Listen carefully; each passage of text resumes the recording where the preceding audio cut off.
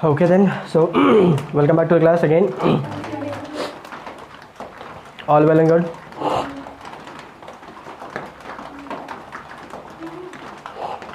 Any issues from the previous classes? Something to ask? No? Okay then. So last time हमने देखा था about the some questions. We did some questions on a refractive index. I hope those must be clear to you. Clear है? कोई दिक्कत? Okay, fine. So now we have a good base about what is refraction and what is refractive index fundamentally. Refractive index clear है? Refraction clear है? Refraction, it is actually the bending phenomenon of light, right? Okay. अब हम थोड़ा syllabus को आगे लेकर चलेंगे और हम बताते हैं आपको कि हम लोग आगे करेंगे क्या, ठीक है? Okay fine. So refraction is actually a very broader concept. ये काफ़ी पेचीदा और काफ़ी ब्रॉडर कॉन्सेप्ट है. ब्रॉडर बोले तो चौड़ा, मतलब काफ़ी एरियाज कवर करता है ये, ठीक है? You will see refraction everywhere, almost everywhere. Reflection come, refraction आपको ज़्यादा मिलेगा, ठीक है? सो हम लोग उतना ज़्यादा अभी हमें करना नहीं है. I just let you know कि हमें क्या क्या करना है अंडर रिफ्रैक्शन, ठीक है? हमें सिलेबस के अनुसार हम देखेंगे और जो हमारा सिलेबस है उसके अनुसार ही हम देखेंगे कि कितनी ब्रॉडर कॉन्सेप्ट्स ये कैप्चर करता है अपने अंदर में. समझ गए? Okay fine. सो रिफ्रैक्शन जो है वो सबसे पहले हमें I divide this whole refraction part into 3 sections. Refraction का जो पार्ट है I divide it into 3 sections. 3 sections में हम डिवाइड करके हमेशा से पढ़ाते हैं. The number 1 is refraction through a rectangular glass slab, ठीक है? सबसे पहला टॉपिक हमारा होगा रिफ्रैक्शन के अंदर में, refraction through a rectangular glass slab, ठीक है? Number 2 will be my atmospheric refraction, जिसको आप बोल सकते हो रिफ्रैक्शन इन एटमॉस्फेयर, ऐसा. क्लियर है? Okay. And lastly number 3 refraction through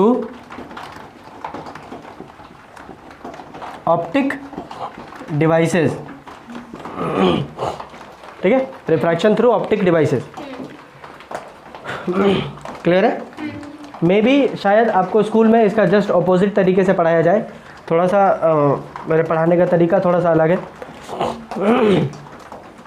I believe आप इस तरीके से चलिएगा तो चीज़ें जो है वो आपके दिमाग में ज़्यादा समय तक रिटेन्ड रहेंगी, ठीक है? पकड़ के बैठा हुआ रहेगा. And once you do some sorts of revision in the. Clear है? सो 3 हेडिंग्स के अंदर में हमें रिफ्रैक्शन पार्ट को क्लियर करना है. समझ गए? सबसे पहला जो पार्ट है that is refraction through a rectangular glass slab. Will see to it. Refraction through a rectangular glass slab and then will go to the atmospheric refraction and then finally will move to the optic devices. Refraction through optic devices. Will let you know one by one when will go to each, ठीक है? सबके पास जब हम चलेंगे उस समय हम देखेंगे कि कैसे कैसे हमें क्या क्या करना है. फाइन, कोई दिक्कत नहीं ना? So will begin with refraction through a rectangular glass slab. हम जो है वो refraction through a rectangular glass slab के बारे में हम बस सिर्फ यहाँ से हम बातें शुरू करेंगे, ठीक है? लेट मी टेल यू कि रेक्टेंगुलर ग्लास स्लैब ये जो है it is more of a practical thing. ये जो चीज़ है it is more of a practical thing and less of theory. Theory कम है, प्रैक्टिकल ज़्यादा है. अगर अभी आप स्कूल जाइएगा तो आपको ये वाला एक्सपेरिमेंट जो है आपको करके बताएंगे स्कूल में, ठीक है? कैसे कैसे करना है, क्या नहीं करना है. We cannot perform right over here. What we can do is I can tell you and I can make you see. आपको दिखा सकते हैं.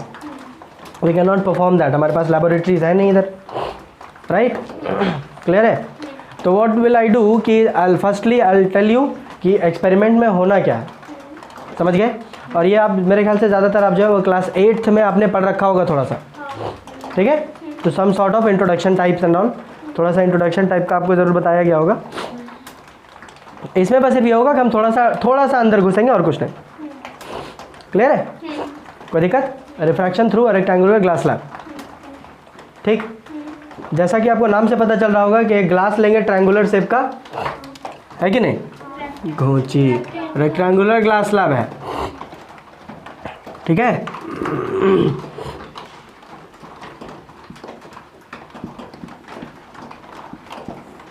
रेक्टेंगुलर ग्लास स्लैब, एक रेक्टेंगुलर ग्लास स्लैब लिया जाता है, ठीक है। Let me tell you, let me try to put it in front of you. अगर आपका थोड़ा सा 3D इमेजिनेशन अगर आप कर सकेंगे तो आपको ज़्यादा समझ में आएगा, ठीक है। यहाँ पे आपको 2D पिक्चर्स दिखेंगे, आपको ऐसे भी लगेगा नहीं अच्छा अच्छा ऐसे करना, थोड़ा सा 3D इमेजिनेशन करिएगा तो ज़रूर आपको समझ में आएगा।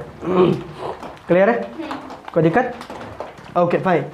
सो what we can do is कि I am considering this one, ये जो स्टैम्प है, I am considering this one to be the glass slab, ठीक है। हम इसको ग्लास स्लैब देख रहे हैं, आपको दिख रहा होगा कि इसकी कुछ मोटाई है, I mean this thickness is there, right. ये थोड़ा सा लंबा है, हाइट भी है इसका, ऐसा ही आपका रेक्टेंगुलर ग्लास स्लैब भी ऐसा ही होगा। दिख रहा है कि नहीं, है ना ट्रायंगुलर शेप का? हाँ होश में रहिए, कौन शेप का है? ट्रायंगल, हाँ कौन शेप का है? रेक्टेंगल, रेक्टेंगुलर ग्लास स्लैब है, ठीक है। हमको ऐसे कंसिडर करना है। What will I have to do is कि suppose that I have to put it over air, कुछ ऐसा। अब जो इसको जो है वो शीट में प्रिपेयर किया जाता है, I mean it is put over table top में आप रखिएगा एक शीट के साथ, वाइट पेपर का शीट होता है, उसके ऊपर में हम ऐसे रख देते हैं, ठीक है। ऐसे रखने के बाद हाँ टेबल ऊपर जहाँ तुमको सुविधा बुझाए, फ्लैट जहाँ मिले वहाँ रख दे, टेबल के ऊपर रख लीजिए। और टेबल के ऊपर में जो है, मतलब इसको रखने से पहले एक वाइट कलर का शीट रख देते हैं, वाइट शीट ऐसा रख दो, रख दिया ऐसा। क्लियर है, okay. So let us suppose कि हम कुछ इस प्रकार से यहाँ पे रखते हैं, ऐसे ऐसे हो जाते हैं, ज़्यादा समझ में आएगा। होगा ये ऐसे करके, ऐसे करके, उसके बाद हम करते ये हैं, तेरी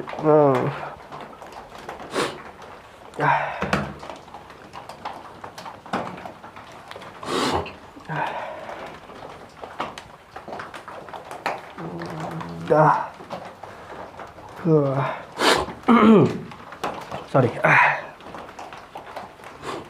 हाँ तो हम करते ये हैं कि कुछ इस प्रकार के हम कुछ इस प्रकार से हम यहाँ पे रख लेते हैं, ठीक, कोई दिक्कत नहीं ना, ओके ग्रेट। और यहाँ पर कहीं पे इस जगह पे आप एक पिन यहाँ रखते हैं और दूसरा पिन यहाँ पे लगा लीजिए। पिन नोटिस बोर्ड में जो पिन लगाते हैं देखे हो, वैसा वाला ठूस देते हैं जो, है ना, क्या बोलते हैं उसको, पेपर पिन।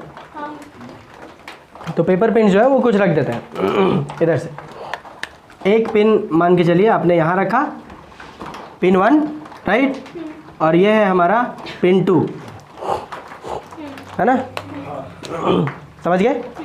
लेकिन खास बात ये है कि जब आप इसको ऐसे देखिए, आप समझ पा रहे हो ये कैसे किए हैं, यहाँ पे रखे हुए हैं, यहाँ पिन 1 है और यहाँ पिन 2 है, एक पिन यहाँ दूसरा पिन यहाँ, समझे। आप जब ऐसे देखिएगा इधर से, आई मीन इस सरफेस से जब आप देखोगे इधर से, हम तो इधर से देखेंगे ना, ऐसे ऐसे जब देखोगे तो यू विल सी कि ये दोनों पिन जो है वो आपको एक लाइन में नजर आएंगे।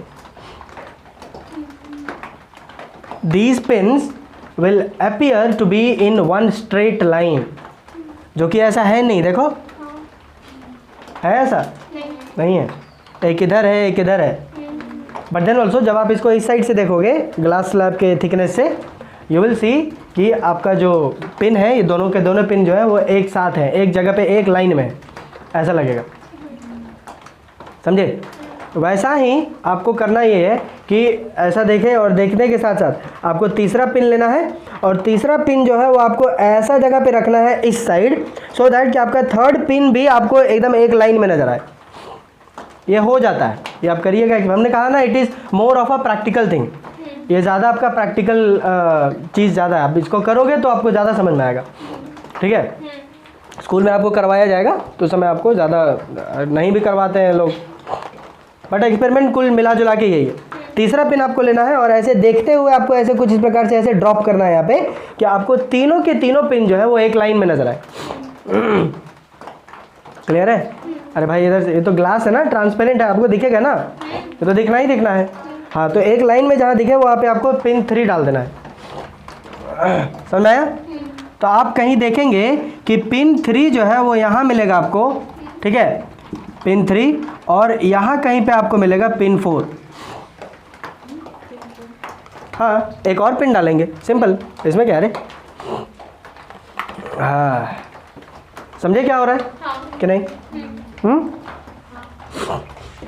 ताज्जुब करने वाली बात यहाँ पर यह है कि आपको दिख रहा है कि 0.1, 0.2, 0.3 और 0.4 ये सब के सब अलग अलग डिस्टिंक्ट पॉइंट्स पर है, लेकिन जब आप ग्लास के थिकनेस से देखिएगा तो 0.1, 2, 3, 4 चारों के चारों एक लाइन में नजर आएंगे। एंड दिस इज ट्रुथ, ये होता है, ये हैपेंस, इट हैपेंस, ये वाकई में होता है ऐसा।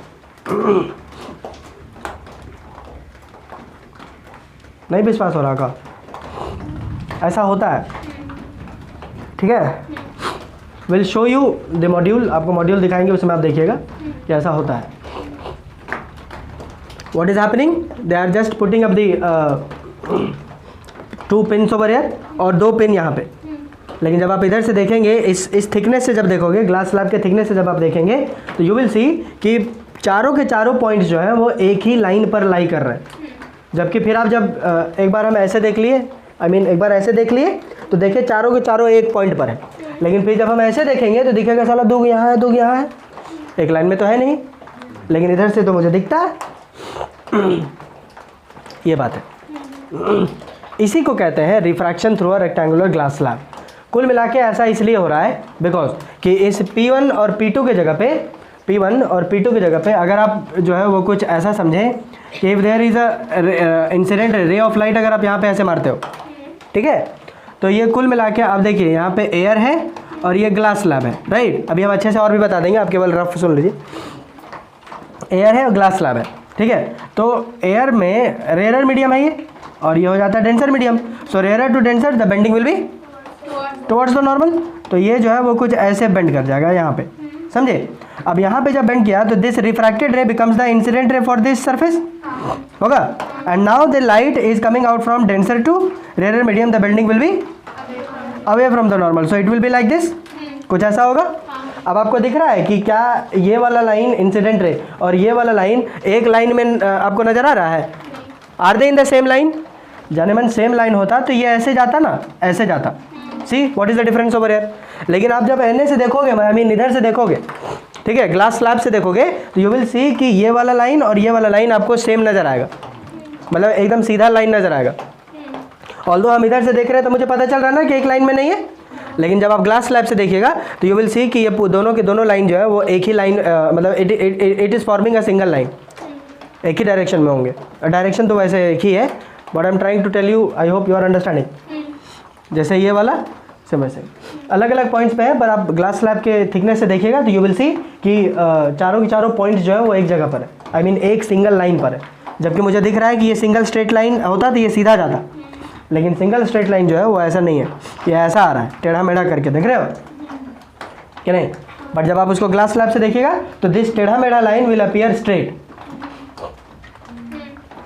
समझे। यही है हमारा refraction through a rectangular glass slab, समझ गए कि refraction through a rectangular glass slab में यही होता है। अब इसमें मुझे जानने वाली बात ये होती है, कुछ टर्मिनोलॉजीज है वो आपको देखना है। टर्म्स देखने के बाद what you need to do is कि देयर इज़ अ स्टेटमेंट, जो थोड़ा बहुत कुछ इसमें और जानने वाली बातें वो अभी आगे क्लासेस जैसे जैसे चलेंगे अब हमको बता देंगे। क्लियर है, कोई दिक्कत? ओके, छाप लेंगे, चलिए क्लियर है, आगे बढ़े। Let us go for some diagram work. Suppose that कि ये मेरा ग्लास स्लैब है, ठीक है, this one is my glass slab, let us name it as ABCD, ठीक है, it is a rectangular glass slab. What I am trying to do is कि अगर हम यहाँ से एक इंसिडेंट रे ऐसे स्ट्राइक करेंगे, ठीक है, अगर हम एक इंसिडेंट रे कुछ इस प्रकार से स्ट्राइक करते हैं तो what will happen over here is कि दिस साइड ये है मेरा एयर और ये है मेरा glass, right, and again we have got air, ठीक। एयर जो है जो कि रेयर मीडियम है और आपका ग्लास जो है वो एक डेंसर मीडियम है और rare medium again, okay, rare medium. अब आप ध्यान से देखेंगे कि when the light is travelling from a rare medium to denser medium it has to bend towards the normal. तो ये जो है वो कुछ इस प्रकार से बेंड किया टुवर्ड्स द नॉर्मल, समझ गए। एंड नाउ दिस रिफ्रैक्टेड रे acts as the incident ray for this surface CD, and this one is my normal. And now the light I am seeing is traveling from denser medium to rarer medium, so the bending will be away from the normal, somewhat like this. Clear hai?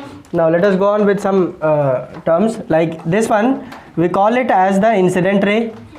इसको हम incident ray कहते हैं, clear है, इसको हम incident ray कहेंगे। And आप ये वाला इसको हम कहेंगे I1 या फिर यूँ कहें angle of incidence,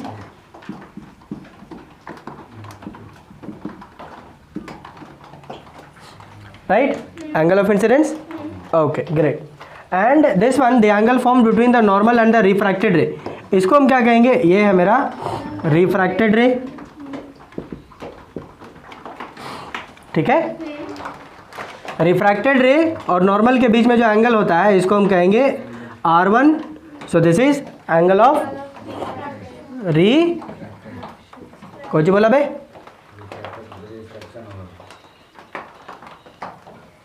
angle of refraction, clear है, okay. And this refracted ray acts as the incident ray for this surface CD। So ये हमारा इंसिडेंट रे हुआ। अगर ये इंसिडेंट रे हुआ तो दिस वन, ये this one is known as, let us call it I2, ठीक है। And this is angle of incidence again, and this one again will call it R2, ठीक है। This is angle of refraction. ये क्या है मेरा refracted रे, देख रहे हो, अगेन हम लिख देते हैं यहाँ पे रिफ्रैक्टेड रे। बट आप देखोगे तो दिस इज द फाइनल रे which is coming out, this is the final ray which is coming out of the glass, right, it is final ray. That's why this refracted ray can also be termed as, or is also termed as, emergent ray, because it is emerging out, finally it is emerging out, that's why इसको हम कहते हैं emergent ray, clear, number I guess 5, okay, number 5 clear है। And this angle of refraction which is the final one, that's why this angle of refraction is termed as angle of emergence। जैसे वो emergent ray है तो angle of emergence हुआ ये, clear है, कोई दिक्कत, कोई दिक्कत यहाँ तक में। ये टर्मिनोलॉजीज आपको देखना है, हो सकता है कि आपको डायग्राम दे दे और बोलेगा कि लेबल द डायग्राम, ये भी हो सकता है, समझे, इसलिए थोड़ा सा ध्यान रखेंगे इसको, क्लियर। ध्यान से देखिए अब ना, अगर ये ग्लास स्लैब नहीं होता, सुनो ध्यान से, अगर ये ग्लास स्लैब नहीं होता, क्या बोल रहे हैं हम, कुछ बोल रहे, अगर ग्लास स्लैब नहीं होता, if the glass slab would not have been over here, तो ये जो इंसिडेंट रे हम मारे हैं वो कुछ इस प्रकार से आता, देखो तो इधर चला जाता है ऐसे, अगर ये ग्लास स्लैब नहीं होता तो सीधा जाता ना ऐसे, कि नहीं, हाँ। इसका मतलब आप देखिएगा तो दिस ये जो चीज़ है, ये वाला, this one I can consider it as original path of ray, path of ray, इसका ओरिजिनल पाथ ऑफ रे है। बोले तो यदि ये नहीं होता तो ये उधर जाता, ओरिजिनल पाथ, लेकिन ये आ किधर गया, इधर देखो घसक गया, देख रहे हो, ओरिजिनल पाथ से ये वाला घसका हुआ है इतना, देख रहा है, शिफ्ट कर गया, समझ रहे हो कि नहीं, बुझा रहा है। So this shift of the emergent रे फ्रॉम इट्स ओरिजिनल रे और ओरिजिनल पाथ, दिस शिफ्ट, ये जो शिफ्ट है this is known as lateral shift, क्या कहते हैं, lateral shift, number 6-7, okay, lateral shift, clear, बुझाया। अब अगर हम बात करेंगे कि कितना शिफ्ट हुआ है तो इतना हुआ है, देखो इस परपेंडिकुलर लाइन के बराबर, ये वाला So this amount of shift is known as lateral displacement also. Clear है? Lateral displacement.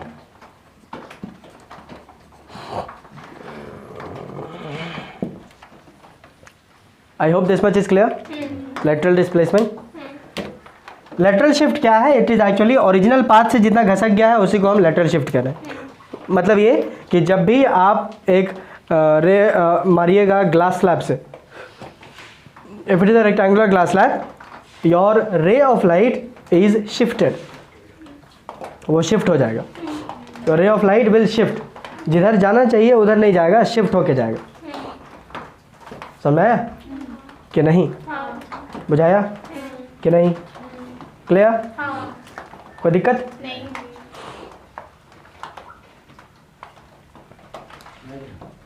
Any issues? ये सारे पॉइंट्स जो है वो आप एक्सप्लेन कर लेंगे साथ ही साथ. क्लियर है? कोई इशू नहीं है?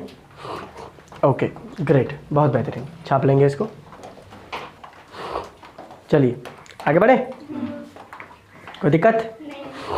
Okay great. एक छोटा सा एक बार और डायग्राम बना लेते हैं हम. ठीक है, क्या होना है, ये हमारा rectangular glass slab A B C D. Clear? होता ये है कि ये हम इधर मारते हैं, ठीक, ये इधर आता है, ठीक है, फिर यहाँ से ऐसे जाता है. ये होना है, यही होता ना कि नहीं? Okay great fine. अब ध्यान दें, इसको हम कहते हैं angle. Let us call it I1 and let us call this one as R1. ठीक, this one is I2 and this one is R2. You can also call it as angle of emergence E. ठीक है कि नहीं? Clear है? कोई दिक्कत? Fine.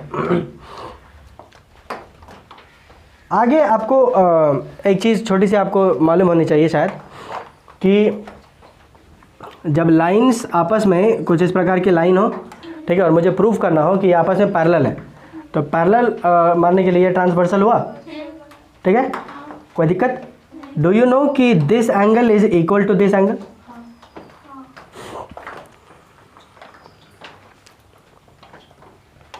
नहीं? See, ये वाला एंगल इज इक्वल टू ये वाला एंगल होता है, राइट कि नहीं? And this angle is equal to this angle, vertically opposite angle, and this angle is equal to this angle. So I can say कि this angle is equal to this angle. समझे कि नहीं? अगर lines parallel है तो ये होगा, और यदि हम ऐसा कर दे तो फिर लाइंस पैरेलल होता है, होगा कि नहीं? ये आपका बेसिक मैथमेटिक्स है ना, और ये आता है इतना कि नहीं?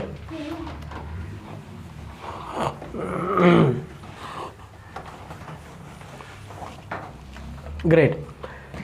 ये आपको इसलिए याद दिलाए because this time we have to do that only. We have to prove that कि this incident ray is parallel to this emergent ray. समझ? पहली चीज जो आपको पूछी जा सकती है in the rectangular glass slab, to prove that the incident ray is parallel to the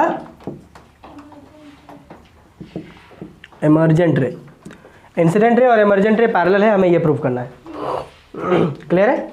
अगर ये प्रूव करना है तो इसका मतलब साफ तौर पे हम ये बोल सकेंगे कि अगर ये एंगल I1 और एंगल E अगर हम बराबर कर दें तो फिर लाइंस पैरेलल हो जाएंगे. क्लियर है कि नहीं? यदि आपको क्लियर नहीं हो रहा है तो इसका मतलब है कि पैरेलल लाइंस एंड एंगल्स में आपको परेशानी है. ठीक है, बेसिक्स आपका ख़राब है तब. क्लियर कि नहीं? तो ये आपका परेशानी हो सकता है. चलिए आइए करें. ओके, सो नाउ क्या लिखे? नाउ लिखा हुआ, पढ़ती उड़ती है कि नहीं? Let us consider the refraction on the surface AB, on the surface AB surface पे आप देखिए, AB वाले सरफेस में लेके देखिए, this one is medium number 1 and this one is medium number 2, this is air and this is glass, यही ना है कि नहीं? लिख सकते हैं हम लोग। सो लेट कंसीडर 1 and 2, 1 और 2 करने से थोड़ा सा आगे आपको आसानी हो जाएगा। क्लियर ना? Okay great. Can I write over here that we know that, है ना? क्या जानते हैं? वी नो दैट, यहाँ पर देखिए, refractive index of medium number 2 with respect to 1, ध्यान से वहाँ पे है ना, refractive index of 2 with respect to 1 is equals to, shall I write sine I1 upon sine R1 उस केस में on the surface AB surface में। ये कैसे लिख दिया हम? बाय स्नेल्स लॉ, स्नेल का नियम है ये, है या नहीं? ओके गजब, ग्रेट। अगेन, फिर से कुछ अगेन लिखा था। अगेन,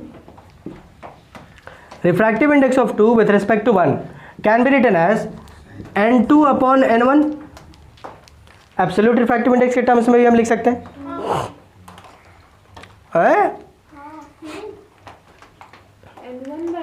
नहीं नहीं नहीं प्लीज, ये नौटंकी मेरे से अभी नहीं, please, I am not in the mood right now.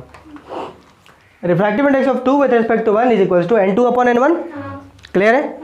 Okay great.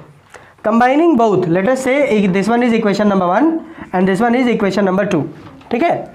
Combining both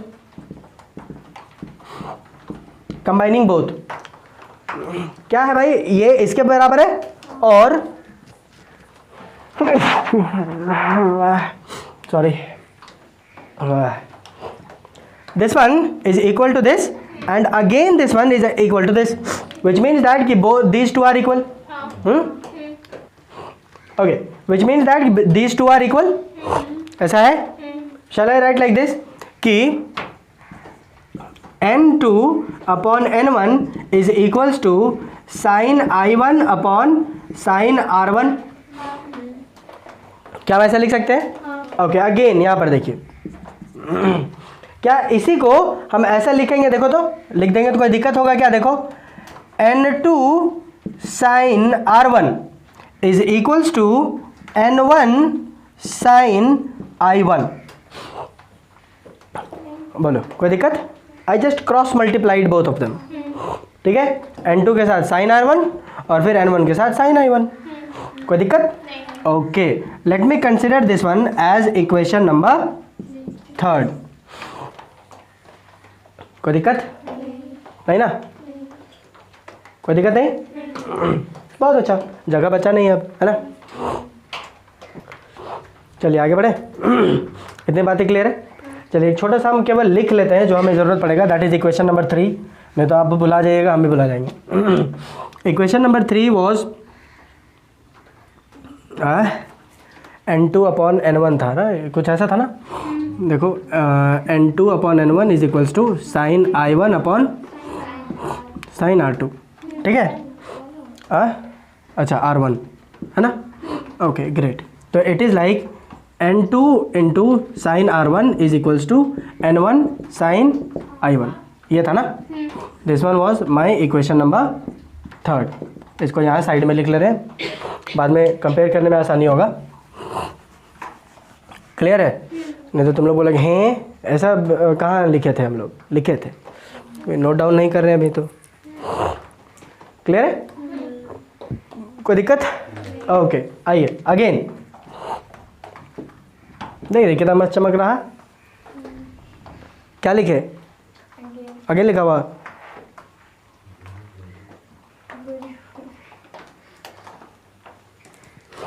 again let us see refraction on the surface CD, ठीक है? CD वाले सरफेस में देखते हैं कुछ बातें जो आपको बता दें कि the refracted ray for A B is the incident ray for C D. I hope कि हमको ये लिखने की आवश्यकता नहीं है, right. The refracted ray for A B is the incident ray for C D. बोलो, कोई आपत्ति इसमें? कोई आपत्ति? ग्रेट, बहुत अच्छा, क्लियर ना? Okay fine. So refraction on the surface C D, let us say we can again write it as, इसको हम क्या लिख सकते हैं? Refractive index of 1 with respect to 2।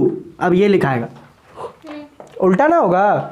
जैसे पिछले क्या लिखे? Refractive index of 2 with respect to 1, क्योंकि लाइट इधर से आ रहा था, इधर जा रहा था। अभी क्या हो रहा है? लाइट इधर से आ रहा है और इधर जा रहा है, ठीक है। तो refractive index of 1 with respect to 2, clear? Okay, so refractive index of 1 with respect to 2 is written as, हम फिर से लिख सकते हैं sine I by sine R, right. Sine I, I का वैल्यू क्या है इस बार? I2, बोलो सही बात है। So sine I2 upon r का वैल्यू क्या है? Sine R2, clear? अब यहाँ पे ध्यान दीजिएगा कि ये जो I2 है it is equal to R1। I2 is equals to R1। देखो ना, ये कोई जेड नहीं बना रहा, देखो ये नॉर्मल ऐसे, और ये है आपका ट्रांसवर्सल। तो हम बोल रहे हैं this angle is equal to this angle, सही बात तो है।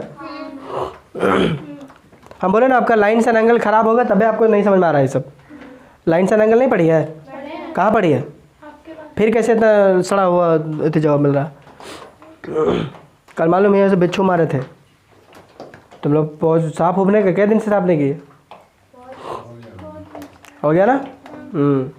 एक दिन हम लोग जो है स्वच्छता अभियान चला, मोदी जी का बात समझो, थोड़ा सा कुछ करो तुम लोग, खाली बकवास। So is equals to this one, R1 is equals to I2, ठीक है। तो I2 की जगह पे अपन लिख सकते हैं R1, ठीक है कि नहीं? क्लियर ना? यार मरल जैसा एकदम कर दो, मार खा गया घर से तो स्कूल वाला धकल दिया तो रे, कहाँ धकली, कहाँ धकलाई? हाँ नहीं धकलाई, तू धकेल दी। हाँ एकदम एनर्जी लेवल जो है ना एकदम गिरा हुआ है ज़मीन पे, एकदम ज़मीन पे गिरा हुआ। बता रहे हमारा तबीयत ख़राब है तो हम एनर्जाइज्ड लग रहे हैं तुमसे ज़्यादा। तुम लोग की एनर्जी लेवल नीचे गिरी हुई है। जो भी कुर्सी में बैठना है, कहाँ पे स्कूल गई होगी उसमें भी कुर्सी में बैठी होगी, ठूसी होगी दम भर घर में सो अलग, उसके बाद भी ये हाल है। This is lack of motivation. पढ़ने का मन नहीं, एक दिन बोल दिया करो छुट्टी कर देंगे एक दिन सप्ताह में। सो साइन I2 की जगह पे हम लोग R1 लिख सकते हैं। सो हम इसको ऐसा लिख दें, sign R1 upon sine R2। कोई दिक्कत? और R2 की जगह पे हम लोग एंगल E लिख सकते हैं, लिख सकते हैं ना कि नहीं? बेशक लिख सकते हैं। ओके गजब, लिख सकते हैं।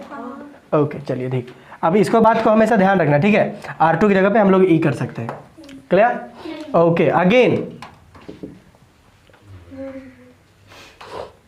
so again we can write refractive index of 1 with respect to 2 is equals to n1 upon n2, clear? Okay gajab. So let us consider this one as equation number 4 and this one as equation number 5, ठीक है? सो हम लिख सकते हैं from equation number 4 and 5 we get that, from 4 and 5 we get that, क्या मुझे मिल रहा है कि n1 upon n2 is equals to sine of R1 upon sine R2। बोलिए सही बात?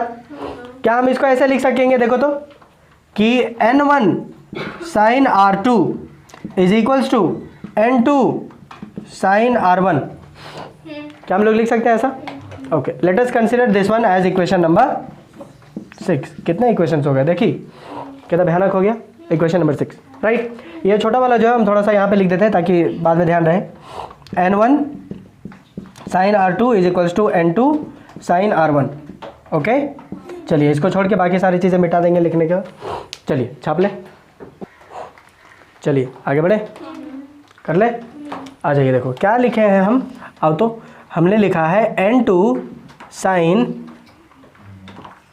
N2 साइन R1, तुम लोग जो है ना sign I1 is equals to N1, अरे भोंभी R1 ना है, अबे नीचे नीचे कुछ करा, ऊपर वाला लिखना हमका हमको, नीचे नीचे करा।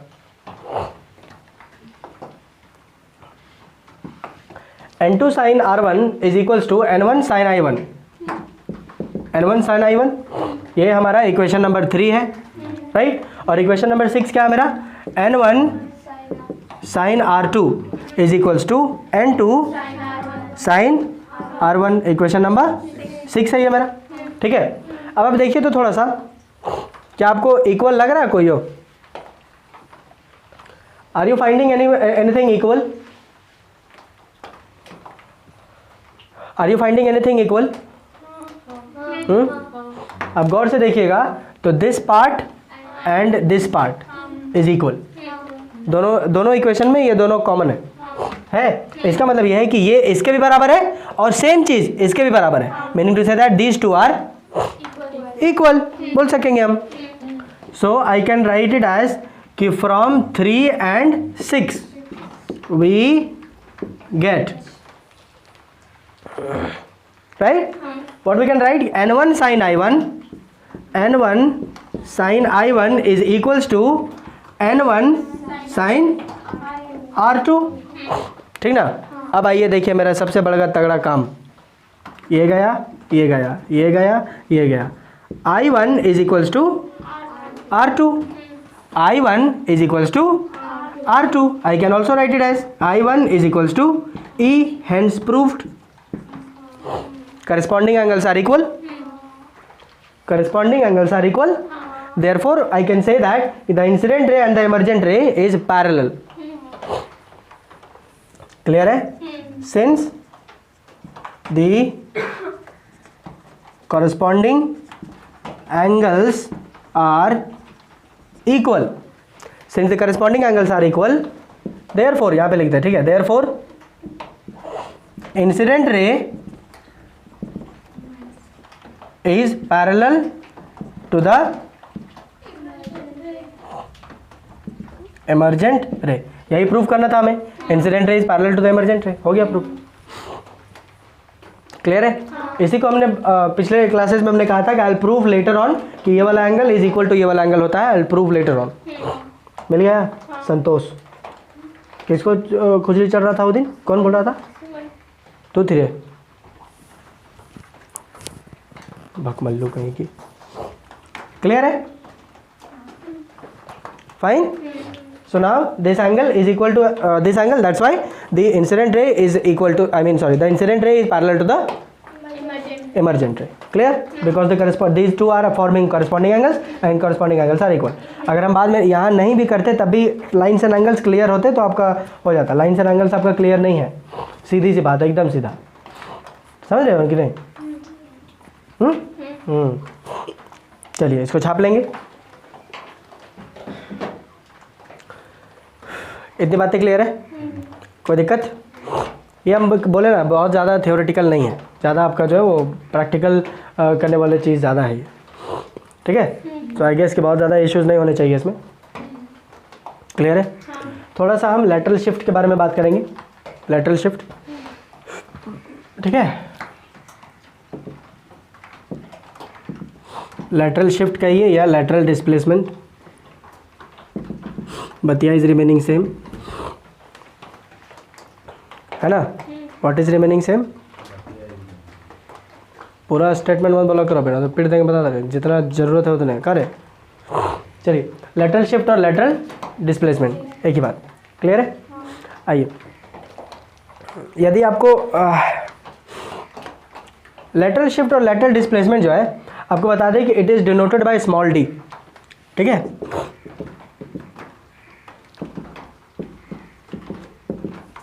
It is denoted by small D. Small D से इसको डिनोट किया जाता है। अभी इसको बहुत ज़्यादा हम अभी आपको प्रूफ वगैरह इसमें बहुत ज़्यादा जाना नहीं चाहते, बिकॉज आई हार्डली बिलीव कि आपको स्कूल में ये बताया जाएगा। समझ गए? बताया है तो ठीक है, नहीं बताया है तो फिर देख लो। लैटरल शिफ्ट आपको जो पूछा जा सकता है कि आप कैसे हम उसको कितना जो है वो लेटरल शिफ्ट हुआ है, what is the amount of lateral shift. Board examination में मुश्किल ही है, आपको पूछेगा, कॉम्पिटिटिव एग्जाम्स वगैरह में अगर बैठते हैं आप माइट बी, ठीक है। So lateral shift D is equals to T sine I minus are upon cos R. This is the formula to calculate the lateral shift, where T is the thickness of the glass slab, where T is the thickness of the glass slab, angle I is the angle of incidence and angle R is the angle of refraction। Clear है। और sign और cos तो मेरे ख्याल से आप जानते होंगे, clear. Sine I minus are upon cos r, d is equals to T sine I minus are upon cos r. ये कॉम्पिटेटिव एग्जाम्स में आपका काम आएगा, बोर्ड एग्जामिनेशन में आई हार्डली बिलीव कि ये काम आने वाला है, ठीक है। ये board examination point of view से नहीं है, ऐसा आप समझ सकते हैं, बट देन ऑल्सो आप कर लीजिएगा, थोड़ा सा तो है ही है कि नहीं। D equals to T sine I minus are upon cos r, clear, okay. थोड़ी सी बात हम कर लेंगे कि factors upon which this lateral shift depends, ठीक है। Factors upon which d depends, d याद है, डी मालूम, डी क्या है, लेटरल डिस्प्लेसमेंट या लेटरल शिफ्ट। कौन सी चीज़ें होंगी जिन पे ये डिपेंड करेगा, क्लियर है। आइए तो सबसे पहले हम लिख देते हैं, आप जो उसको स्टेटमेंट वाइज लिख लीजिएगा, ठीक है ना। Okay great. देखो तो यहीं से आप साफ साफ चीज तुम निकाल सकते हो कि सबसे पहले तो वो थिकनेस पे डिपेंड करेगा, ठीक है। D is directly proportional to the thickness of the glass slab, d is directly proportional to the thickness of the glass slab. अगर थिकनेस बढ़ा दीजिएगा तो डिस्प्लेसमेंट बढ़ जाएगा, समझ गए। तो सबसे पहला फैक्टर हो गया थिकनेस, थिकनेस पे डिपेंड करता है, और वो भी कैसा डिपेंड करेगा, तो डायरेक्टली करेगा। नंबर 2 कि it depends upon the incident ray, I am sorry incident angle या एंगल ऑफ इंसिडेंस, यहाँ पे लिख देते हैं इंसिडेंस एंगल, है ना, incidence angle that is i, उस पर डिपेंड करेगा। How it will be dependent, so directly proportional होगा ये भी, d is directly proportional to i, clear है, कोई दिक्कत। इंसिडेंस एंगल जैसा होगा उसके अनुसार एंगल ऑफ रिफ्रैक्शन हो जाएगा, बुझे, एंगल ऑफ रिफ्रैक्शन हो जाएगा, सीधी सी बात है। नंबर 3 इज, आप बोल सकते हैं जो कि इसमें आपको दिख ले रहा है, wavelength of the light, wavelength of the incident light,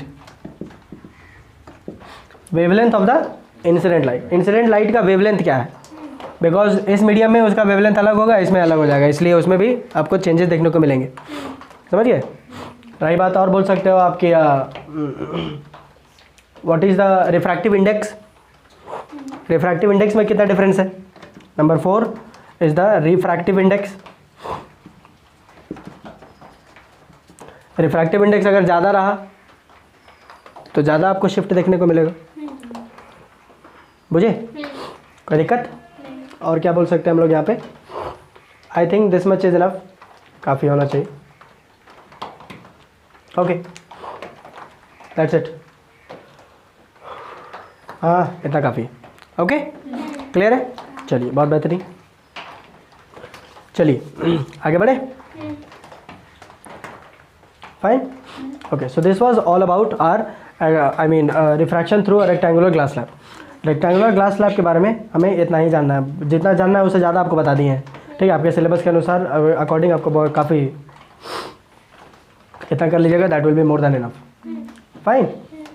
shell we move on, आगे बढ़े then, great. So will see now some atmospheric रिफ्रैक्शंस।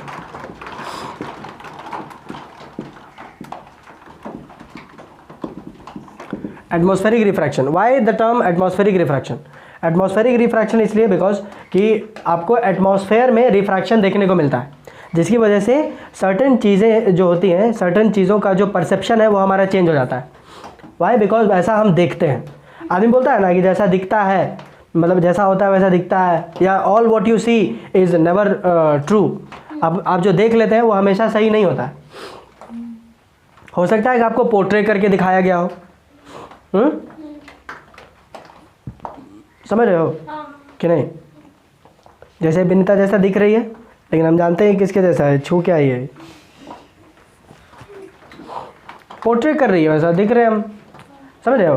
तो एटमॉस्फेयर में कुछ चीज़ें ऐसी होती हैं जो आपको दिखता है तो आपको लगता है कि वैसा ही होता है, बट वैसा होता नहीं। अभी ढेर सारे मिथ जो है वो आपके टूटेंगे इस एटमॉस्फेरिक रिफ्रैक्शन में। ओहो अच्छा, ऐसा काफ़ी सारी चीज़ें जो है आई गेस कि आप क्लास 8th में भी आपको बताया गया होगा, ठीक है, अगर आपका ढंग का टीचर होगा तो। कहाँ पढ़ती थी? हाँ तब तो फिर पढ़ी होगी। सर है,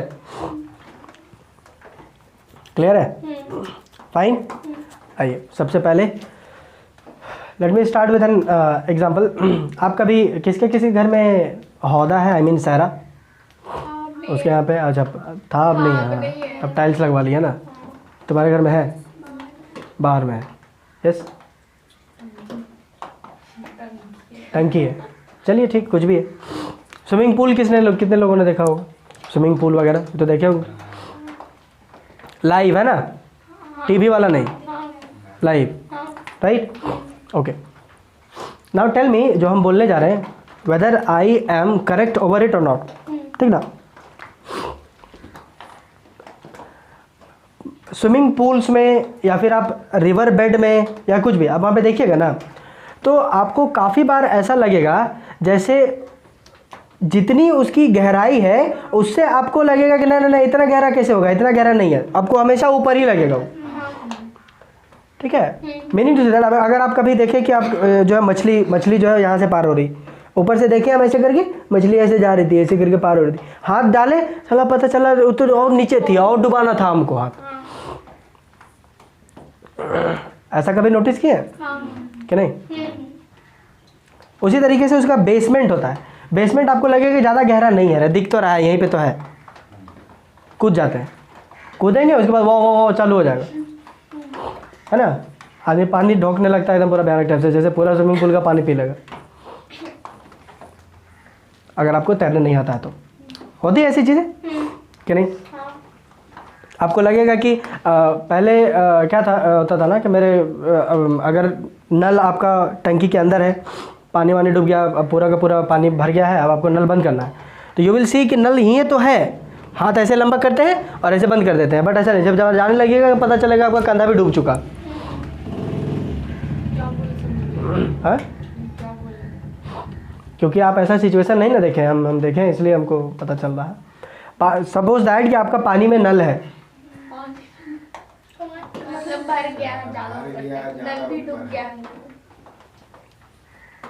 टंकी है घर में, कोई चीज़ जो है वो डूबने लायक उसको फेंक देना पानी में, ठीक है? आज एक्सपेरिमेंट करिएगा, हम लोग कल कंटिन्यू करेंगे इसको, ठीक है?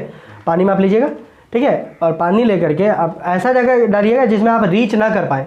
ये नहीं कि जग में लेकर के उंगली खोद के निकाल दिए, तो वैसे में नहीं समझ में आएगा, ठीक है? गो टू समवेयर जहाँ पे आप आउट ऑफ रीच हो, ठीक है, जहाँ पर आपको जो है उंगली से काम ना चले ऐसा। तो आप कोई टंकी वंकी है आपके पास, ठीक है, तो कोई जग वगैरह या फिर कुछ भी ऐसी चीज़ जो डूबने की स्थिति में हो या डूबने लायक हो, आप उसको वहाँ पे डाल दीजिएगा, ठीक है? और उसके बाद अब देखिएगा उसके ऊपर से, तो आपको लगेगा यहीं पर तो है, एक हाथ मारेंगे पट से निकाल लेंगे, लेकिन जब आप हाथ मारिएगा तो आपको पता चलेगा अरे तो बुड़बक बना दिया, और हाथ लंबा करना पड़ेगा और डूबना पड़ेगा और डूबना पड़ेगा, ऐसा लगता है। मीनिंग टू से दैट कि आपको उसकी गहराई कम नज़र आती है, समझे? गहराई आपको कम नज़र आएगी। आज आप इस छोटे से एक्सपेरिमेंट को आप करके देखिएगा, आप छोटा सा जग लीजिएगा, जग में सिक्का उक्का डाल दीजिएगा, उसमें भी देखिएगा, समझना है? यू सी इट कि गहराई आपको ज़्यादा नज़र आती है कि गहराई आपको कम नज़र आती है। Then we will continue tomorrow, okay? Fine.